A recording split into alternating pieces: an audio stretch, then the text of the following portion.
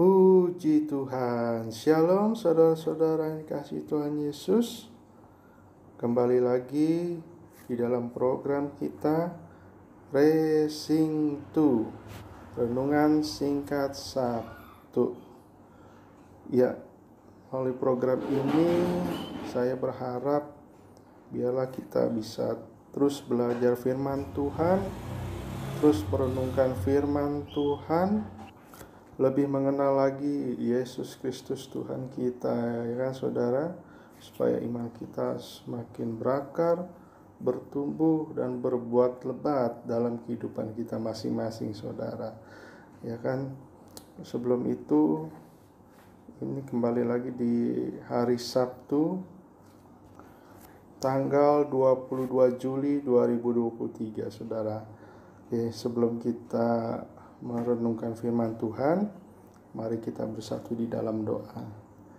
Bapa yang baik, Bapa yang luar biasa, Tuhan Yesus Kristus yang ajaib, saat ini kami bersyukur Tuhan karena Engkau masih memberikan kesempatan kami untuk merenungkan firman Tuhan, belajar firman Tuhan. Biar Roh Kudus-Mu memberi pengertian kepada kami semua ya Bapa, yang mendengarkan renungan pada hari ini ya Tuhan, supaya renungan ini dapat kami mengerti, tertanam dalam hati kami masing-masing, berakar, bertumbuh dan berbuah lebat ya Tuhan dalam kehidupan kami. Berkati hamba yang menyampaikannya ya Tuhan, yang tidak ada apa-apanya ini biarlah melalui lidah mulut hamba-Mu, melalui YouTube ini dapat sesuai dengan kebenaran firman-Mu ya Bapa. Terima kasih Tuhan Yesus, kami siap untuk mendengarkan firman-Mu. Hanya di dalam nama Tuhan Yesus, haleluya, amin. Amin. Ya saudara, saat ini kita mau belajar, kita mau membahas firman Tuhan yang saya ambil judul Yesus hebat. Yesus kita hebat saudara. Tidak ada satu orang pun ataupun ilah lain yang bisa sehebat Yesus kita. Amin saudara. Yes, kita sadari bahwa Yesus kita hebat, Yesus kita luar biasa, dan Yesus kita baik saudara dalam kehidupan kita masing-masing. Dia telah menebus dosa-dosa kita. Dia selalu menyertai kita dalam kehidupan kita masing-masing saudara. Ingat, segala tantangan, rintangan, masalah, semua itu hanyalah lika-liku kehidupan kita saudara, yang tetap kita harus jalani, kita hadapi dengan iman kepada Tuhan Yesus Kristus, supaya kita tetap menang di dalam kuasa-Nya saudara. Ya kan, mari kita buka di dalam 1 Korintus 1 ayat 24 sampai 25. 1 Korintus 1 ayat 24 sampai 25. Tetapi untuk mereka yang dipanggil, baik orang Yahudi maupun orang bukan Yahudi, Kristus adalah kekuatan Allah dan hikmat Allah. Lihat saudara ya. Di sini dikatakan untuk mereka yang dipanggil, baik orang Yahudi maupun bukan Yahudi. Jadi Kristus Yesus itu bukan hanya untuk orang Yahudi saudara, bukan hanya untuk bangsa Israel. Yesus Kristus hadir di dunia ini untuk mereka yang dipanggil. Kita percaya saudara, saudara dan saya itu telah dipanggil Yesus. Amin saudara. Kita yakinkan, kita percaya dulu bahwa kita itu adalah dipanggil oleh Kristus. Untuk apa saudara? Untuk kita bisa percaya kepada Yesus sebagai Tuhan dan Juru Selamat pribadi kita masing-masing, dan jaminan yang kekal hidup di dalam kerajaan sorga itu menjadi jaminan kita saudara. Amin saudara. Ya, jadi kita lihat ya saudara, Kristus adalah kekuatan Allah dan hikmat Allah. Hanya di dalam Yesus ada kekuatan Allah, sehingga kita hanya bergantung padanya saja ya. Dan juga ada hikmat Allah.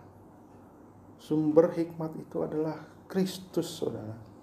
Jadi saudara kalau mau minta hikmat sama Tuhan, minta sama Yesus. Kita berdoa setiap hari. Di pagi hari saudara minta supaya sehari ini kita diberikan hikmat dari Tuhan Yesus, supaya kita dapat menjalani hidup ini sesuai dengan kehendak Tuhan, sesuai dengan firman Tuhan, saudara. Karena tanpa hikmat dari Yesus itu tidak bisa apa-apa, saudara. Coba kita lihat di ayat 25-nya. Sebab yang bodoh dari Allah lebih besar hikmatnya daripada manusia, dan yang lemah dari Allah lebih kuat daripada manusia. Lihat saudara, bagian yang bodoh dari Allah saja itu lebih besar hikmatnya daripada manusia, dan yang lemah dari Allah lebih kuat daripada manusia. Di sini membuktikan bahwa manusia itu lemah, saudara. Manusia itu rentan sekali. Coba saja kita dalam tubuh kita kemasukan virus, bakteri, langsung sakit kita ya kan. Tubuh kita langsung demam lah, flu, batuk ya kan, dan lain sebagainya, saudara. Jadi tidak ada alasan untuk kita tidak bergantung kepada Allah, kepada Yesus Kristus, sumber hikmat itu, saudara. Sumber kekuatan kita dalam kehidupan kita. Jadi membuktikan bahwa kita itu manusia yang lemah. Jangan ada seorang pun yang membanggakan diri, jangan ada seorang pun yang sombong, saudara. Kita itu gak ada apa-apanya. Hanya Yesuslah yang hebat dalam kehidupan kita. Karena Yesus hebat, menjadikan kita juga hebat sebagai orang-orang yang dipanggilnya, saudara. Amin. Yes, kita hebat karena ada Yesus yang hebat, yang menjadikan kita anak-anaknya, ahli waris kerajaan sorga, saudara. Jadi kita nggak usah ragu lagi. Kalau kemarin kita belajar kita adalah anak kesayangan Tuhan Yesus, tentunya kita hanya bergantung kepada Yesus yang hebat, saudara. Ya kan? Mari kita belajar lebih lanjut. Yesus itu hebat karena Yesus itu satu-satunya yang pertama. Karena Yesus satu-satunya yang mati untuk kita, untuk menebus dosa-dosa kita dan memberikan hidup yang kekal di sorga, serta menyelesaikan kutuk-kutuk yang ada di dalam hidup kita, saudara. Ketika Yesus di kayu salib bilang, sudah selesai. Artinya apa, saudara? Yesus sudah selesai menebus dosa-dosa kita. Segala kutuk-kutuk telah diselesaikan di kayu salib, saudara. Jadi harusnya kita sudah merdeka, hidup kudus, hidup suci, hidup dengan berkat-berkat Tuhan, saudara. Amin, saudara. Yes. Dan juga tentunya akan hidup yang kekal di sorga. Di dalam hidup yang kekal itu, di dalam Yesus Kristus. Ketika kita belajar kemarin, daging Yesus itu dihancurkan, saudara, sebelum mati di kayu salib. Dihancurkan sampai mukanya saja tidak dikenali, saudara. Itu artinya apa? Yesus itu mematikan keinginan-keinginan daging kita. Harusnya kita yang menderita, tapi ini digantikan oleh Yesus supaya keinginan daging kita dimatikan. Pada saat Yesus menderita sebelum di kayu salib, saudara. Kita lihat di dalam Kolose 1 ayat 13 sampai 14. Kolose 1 ayat 13 sampai 14. Ia telah melepaskan kita dari kuasa kegelapan dan memindahkan kita ke dalam kerajaan anaknya yang kekasih. Di dalam Dia kita memiliki penebusan kita, yaitu pengampunan dosa. Di dunia ini Yesus hebat, karena Yesus satu-satunya yang mati untuk kita menebus dosa-dosa kita, saudara. Dia memindahkan kita, melepaskan kita dari kuasa-kuasa kegelapan, memindahkan kita ke dalam kerajaan anaknya yang terang, anak yang yaitu Yesus Kristus di dalam kerajaan sorga. Kita lihat lagi di dalam Roma 8 ayat 1 sampai 2. Roma 8 ayat 1 sampai 2. Kita juga lepas dari hukum dosa dan hukum maut, yaitu neraka, saudara. Nah, kita lihat ayat yang tadi ya, Roma 8:1-2 berkata, demikianlah sekarang tidak ada penghukuman bagi mereka yang ada di dalam Kristus Yesus. Roh yang memberi hidup telah memerdekakan kamu dalam Kristus dari hukum dosa dan hukum maut. Ya, kita lihat saudara, kita ini sudah dilepaskan dari hukum dosa, dari hukum maut. Artinya apa? Neraka itu kan kita ingat upah dosa ialah maut, ya kan? Maut itu artinya neraka, penghukuman terakhir, saudara. Jadi artinya kita tuh sudah bebas, kita telah dimerdekakan di dalam Kristus Yesus dari hukuman neraka, saudara. Tapi ingat, pada saat kita masih di dunia, ketika kita masih berbuat dosa, ada namanya konsekuensi dosa, saudara. Ada akibat dosa. Di sini dijelaskan kalau Kristus itu telah memerdekakan kita dari hukum maut, dari hukum neraka. Jadi kita mati itu langsung masuk surga, saudara. Yes, luar biasa Yesus kita, ya kan. Tapi selama kita hidup di dalam dunia, kalau kita hidup di dalam dosa, ada konsekuensinya. Contoh, saudara tetap ngerokok terus tiap hari. Mungkin pada saat itu tidak masalah, masih sehat-sehat saja. Tapi nanti setelah umurnya sudah dewasa, sudah sekitar 50-60, baru berasa, saudara, ada sakit paru-paru lah, sakit jantung, stroke, kanker, saudara, macam-macam. Itu adalah konsekuensi dosa. Itu salah satu contoh saja, saudara ya. Masih banyak contoh-contoh lain dosa yang berujung maut, yang berujung kesakitan selama kita hidup di dunia ini. Nah, yang kedua, saudara, Yesus hebat itu karena apa? Yang kedua, karena Yesus satu-satunya yang sangat mencintai kita dengan tulus, dengan sepenuh hati, saudara, dan mempercayai kita, sehingga kita diperlengkapi dengan kuasa dan panggilan surgawi untuk mengalahkan iblis dan memenangkan jiwa-jiwa bagi Yesus, bagi Allah kita, saudara. Jadi hanya Yesuslah yang benar-benar mencintai kita, saudara. Suami kita, istri, anak, orang tua, itu enggak sepenuhnya, saudara. Kadang-kadang mereka juga sering menyakiti kita. Tapi itulah manusia. Kita jangan sampai kecewa, bahkan dendam, saudara, sama saudara-saudara kita, sama istri, suami, anak, ataupun orang tua, ataupun keluarga yang lain, tetangga-tetangga. Kita nggak boleh dendam, saudara. Tapi yang punya cinta dan mempercayakan kita, itu hanya Yesus, saudara. Sehingga kita itu diperlengkapi oleh kuasa. Kuasa untuk apa? Untuk mengalahkan kuasa iblis, saudara. Bukan untuk gaya-gayaan, untuk kepentingan kita sendiri, ya kan?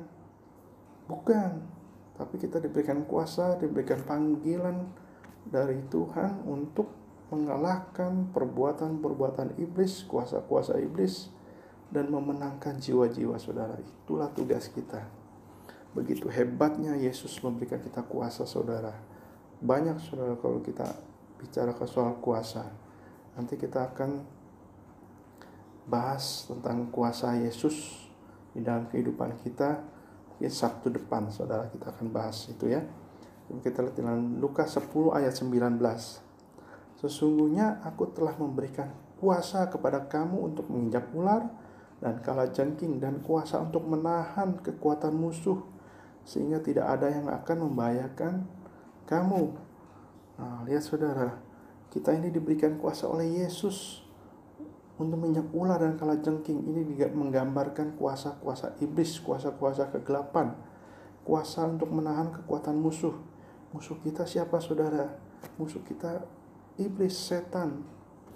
Di dalam firman Tuhan dibilang darah dan daging bukan musuh kita, tapi musuh kita adalah roh-roh yang ada di dunia ini, penghulu-penghulu, kuasa-kuasa kegelapan, roh-roh jahat. Sehingga kita diberikan kuasa untuk menahan itu, saudara. Sehingga tidak ada yang membahayakan kita. Wah, luar biasa, saudara. Kita berjalan bersama Yesus, Yesus kita hebat, saudara. Jadi tidak akan ada yang membahayakan kita. Wah, luar biasa, saudara, ya kan?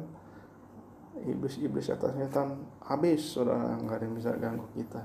Yang ketiga, Yesus hebat karena Yesus adalah satu-satunya yang mengisi hidup kita dengan kasih, damai sejahtera, sukacita yang sejati, saudara, sehingga kehidupan kita dengan penuh keindahan. Kita lihat di dalam Yohanes 14 ayat 27. Yohanes 14 ayat 27, damai sejahtera kutinggalkan bagimu, damai sejahteraku kuberikan kepadamu, dan apa yang kuberikan tidak seperti yang diberikan oleh dunia kepadamu. Lihat, saudara, Yesus itu meninggalkan apa? Damai sejahtera. Dia itu mengisi hidup kita dengan kasih-Nya, sukacitanya yang sejati, saudara. Di bagian terakhir dibilang, apa yang kuberikan, apa yang Yesus berikan tidak seperti yang diberikan oleh dunia. Dunia itu hanya sementara. Ketika kita stres, kita jalan-jalan, ya kan, healing katanya kan, aku butuh healing. Kembali dari liburan stres lagi, saudara, ya kan. Tapi kalau kita mau healing, saudara cukup kamar, berdoa, memuji Tuhan, menyembah Tuhan, membaca firman Tuhan, mendengarkan suara Tuhan lewat firman Tuhan, dan kita berdoa, kita serahkan kekhawatiran kita, saudara, kepada Tuhan. Itulah healing yang sejati dalam kehidupan kita. Pasti Tuhan Yesus akan memberikan damai sejahteranya, saudara, sukacitanya, kasih-Nya yang begitu luar biasa. Yes, amin, saudara. Yang keempat, Yesus hebat karena Yesus adalah satu-satunya memiliki target besar untuk kita, saudara, untuk masa depan, untuk hari depan kita. Bukan hanya hari depan kita yang cerang gemilang, tapi juga target Tuhan adalah supaya kita itu bisa memerintah bersama Yesus. Lihat di dalam Wahyu 20 ayat 4. Wahyu 20 ayat 4. Lalu aku melihat tahta dan orang-orang yang duduk di atasnya. Kepada mereka diserahkan kuasa untuk menghakimi.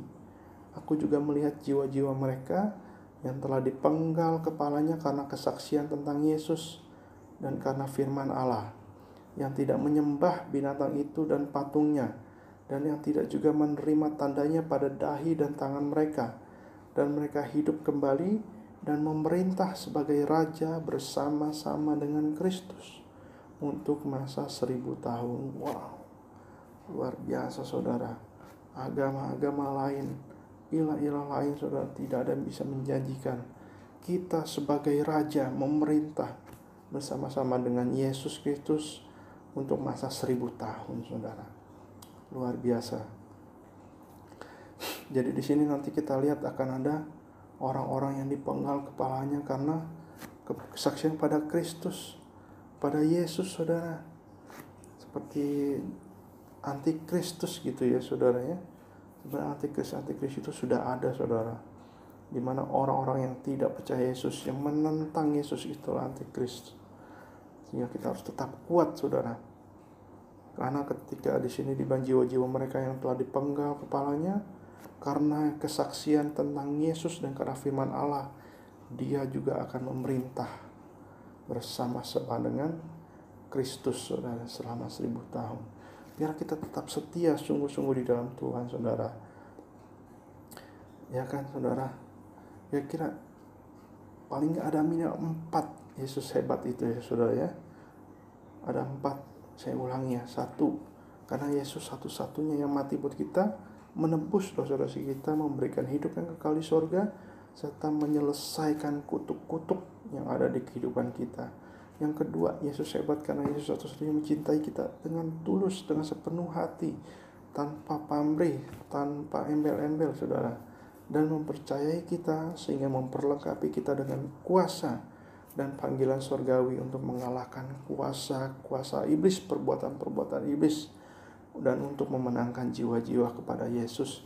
Yang ketiga, Yesus hebat karena Yesus satu-satunya mengisi kita dengan kasih yang sejati, damai sejahtera dan sukacita yang sejati, yang tidak pernah habis, yang selalu kekal, saudara. Sehingga kehidupan kita itu penuh dengan keindahan-keindahan, pengalaman bersama Yesus. Yang keempat adalah Yesus hebat karena Yesus satu-satunya memiliki target besar untuk masa depan kita. Bukan hanya masa depan kita di dunia ini, tapi masa depan ketika kita bisa memerintah bersama dengan Yesus, saudara, selama 1000 tahun. Haleluya. Dan saudara, yang harus kita lakukan adalah kita hanya cukup taat dan setia sama Tuhan Yesus. Ketika kita taat dan setia, kita akan timbul iman lewat pendengaran firman Tuhan, merenungkan firman Tuhan. Tugas kita hanya taat dan setia sampai pada akhirnya, saudara. Yesus juga bilang, siapa yang taat dan setia sampai akhirnya, dialah yang akan mewarisi kerajaan surga. Dan ketika Yesus datang kedua kalinya dikatakan, apakah ditemukan iman di dalam dunia ini? Jadi taat, setia, dan kita harus punya iman yang bertumbuh, yang kuat dan teguh, saudara, dalam kehidupan kita. Sebagai ayat penutup, ketika kita sadar bahwa Yesus kita hebat, saudara, ketika kita sadar bahwa Yesus itulah satu-satunya yang luar biasa, yang bisa membebaskan kita dari kuasa-kuasa kegelapan, yang bisa membawa kita kepada terangnya yang ajaib. Kita lihat di dalam 1 Yohanes 3 ayat 9-10, saudara. 1 Yohanes 3 ayat 9-10. Setiap orang yang lahir dari Allah tidak berbuat dosa lagi, sebab benih ilahi tetap ada di dalam dia, dan ia tidak dapat berbuat dosa karena ia lahir dari Allah. Inilah tandanya anak-anak Allah dan anak-anak iblis. Setiap orang yang tidak berbuat kebenaran tidak berasal dari Allah. Demikian juga barang siapa yang tidak mengasihi saudaranya. Ya, saudara, kita ini lahir dari Allah. Ketika Adam pertama diciptakan, dihembuskan nafas kehidupan. Artinya roh Allah, roh kita itu dari Allah, karena dia menghembuskan langsung kehidupan kepada Adam sampai kepada kita. Kita ingat kita dilahirkan dari daging dan roh, saudara, sehingga kita itu memiliki benih ilahi dalam kita, benih kuasa Yesus, kuasa Roh Kudus, saudara. Sehingga ketika kita ada benih itu, ia tidak dapat berbuat dosa. Yang membedakan apa, saudara? Kalau anak-anak iblis itu tidak berbuat kebenaran firman Tuhan, dia juga tidak punya rasa kasih terhadap saudaranya, terhadap sesamanya manusia, saudara. Mari kita belajar saat ini, kita yakinkan, kita sadar bahwa Yesus itu dahsyat, dan kita ini lahir dari Allah. Maka kita harus sungguh-sungguh di dalam Tuhan Yesus. Inilah yang menguatkan hidup saya, saudara, ketika saya menjalankan hidup ini. Ketika ada tantangan, masalah, kita renungkan, kita ingat, kita tanamkan dalam hati bahwa Yesuslah satu-satunya yang hebat dalam kehidupan kita. Dia tidak pernah meninggalkan kita, walaupun kita sering kali melukai hatinya melalui dosa-dosa yang kita lakukan, kelemahan-kelemahan kita, kekurangan-kekurangan kita. Tapi Yesus tetap setia untuk menyertai kita semua, saudara. Haleluya. Semoga ini menjadi berkat, saudara, buat kehidupan kita. Biarlah kita terus untuk berjuang untuk tidak berbuat dosa, karena kita lahir dari Allah. Mari kita berdoa. Tuhan Yesus, terima kasih ya Bapa, kami sudah merenungkan firman Tuhan pada hari Sabtu yang indah ini ya saudara, ya Tuhan. Kami bersyukur ya Bapa, biarlah firman Tuhan ini Tuhan dapat tertanam dalam hati kami, agar kami selalu merenungkan firman Tuhan ini ya Tuhan. Karena hanya Engkaulah Yesus yang hebat di dalam kehidupan kami. Tanpa Engkau kami tidak bisa berbuat apa-apa. Tapi dengan Engkau Yesus, kami bisa berbuat yang lebih banyak lagi untuk menjadi saksi Kristus, menjadi berkat, membawa damai, membawa sukacita, memberitakan firman Tuhan, membawa jiwa-jiwa kepadamu ya Tuhan. Terima kasih ya Bapa. Tuhan berkati program Blessing to ini ya Tuhan. Tuhan berikan hikmat buat hamba untuk selalu bisa merenungkan firman Tuhan sesuai dengan kebenaran yang Engkau berikan dalam kehidupan kami. Terima kasih Tuhan Yesus, dalam nama Tuhan Yesus Kristus. Haleluya. Amin. Amin. Haleluya. Terima kasih saudara yang sudah mendengarkan renungan firman Tuhan pada pagi hari ini, siang hari ini, sore hari ini, malam hari ini ya saudara. Supaya firman Tuhan ini menjadi berkat untuk kita semua. Dan tetap semangat. Yesus kita hebat. Engkau berharga di matanya. Dan kita harus terus hidup dan taat dan setia kepadanya. Haleluya. Terima kasih. Tuhan Yesus memberkati kita semua. Bye.